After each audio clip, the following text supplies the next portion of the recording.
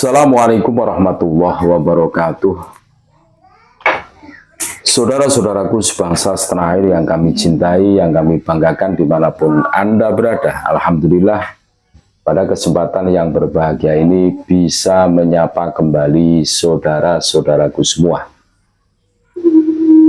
Kami menemukan tulisan yang luar biasa dari kompas.com.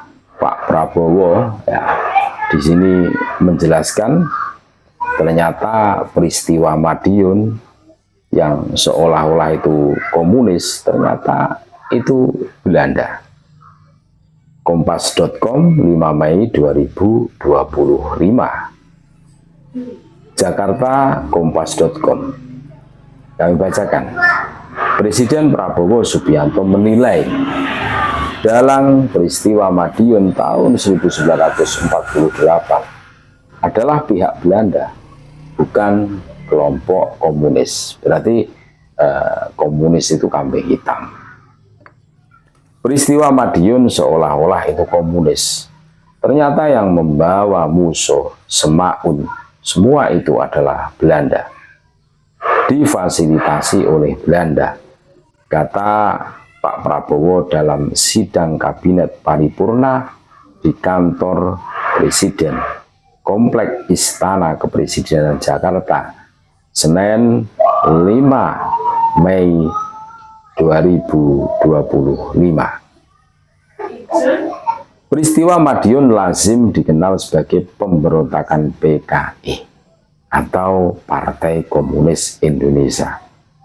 Musuh atau Munawar Musuh. Nah, ini salah satu marganya Habib kan.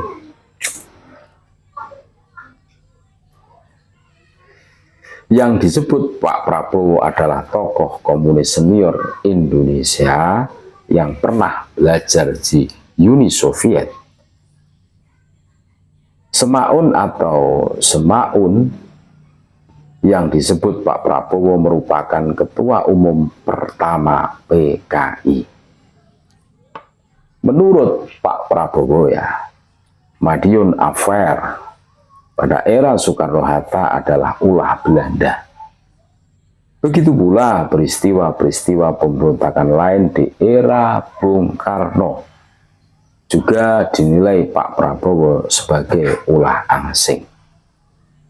20 tahun mungkin 25, 28 tahun kita merdeka, tidak pernah berhenti dari campur tangan asing, kata Pak Prabowo. DITII dokumen keluar, ternyata dalangnya Belanda, ujarnya. Senok Horgroni juga Sandi Yuda, intelnya Belanda, kata Prabowo. Prabowo menyampaikan ulasan sejarahnya karena dia ingin menyadarkan para menteri yang hadir di rapat bahwa Indonesia sebenarnya punya kekuatan yang harus bangkit. Tuh, di luar biasa ini. Dan kita semua tahu bahwa Habib yang datang ke Nusantara ini yang membawa adalah VOC Belanda, dipekerjakan oleh Belanda.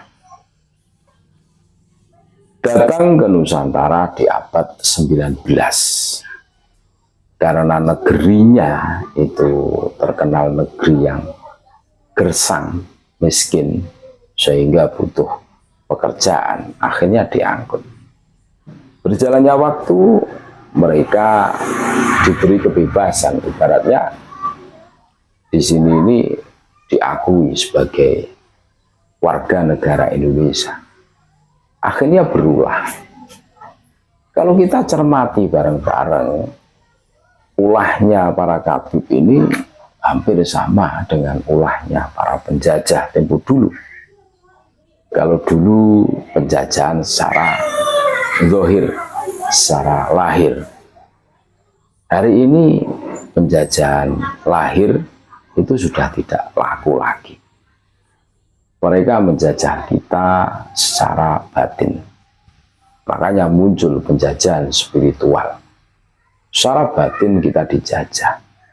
Mereka menghegemoni, mengaku sebagai cucu Nabi, terus mempengaruhi kita semua. Tentu ini kalau kita cermati bareng-bareng, ini ada hubungannya.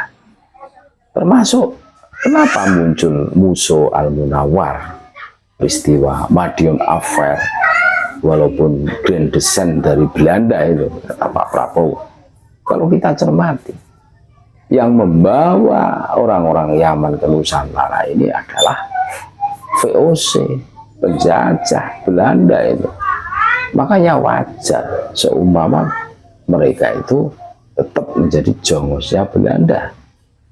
Karena sudah dienakkan di sini, dikasih pekerjaan, dipekerjakan, diberi kehidupan yang lebih layak dibandingkan negara asal muasal mereka. Tentu secara logika seperti itu, saudara-saudaraku. Makanya munculnya makam-makam palsu yang diatasnamakan Khabib ini menjadi terkuak. Betapa ada skenario jahat ingin menguasai Nusantara.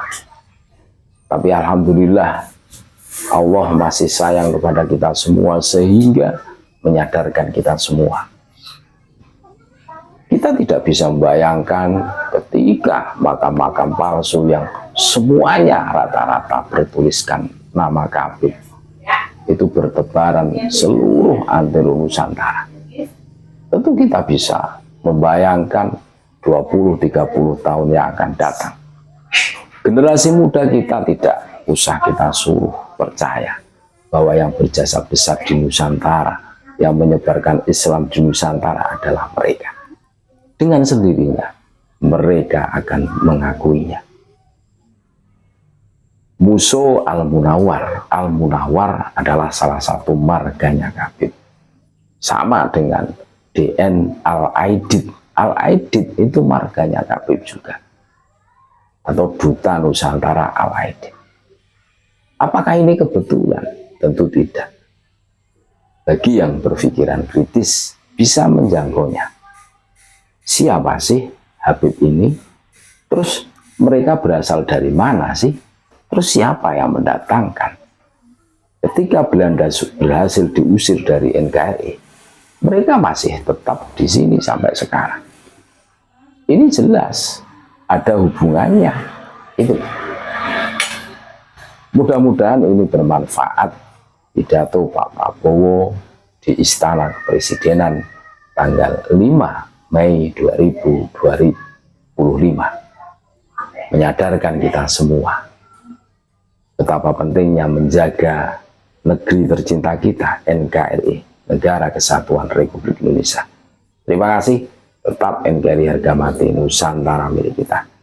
Assalamualaikum warahmatullahi wabarakatuh.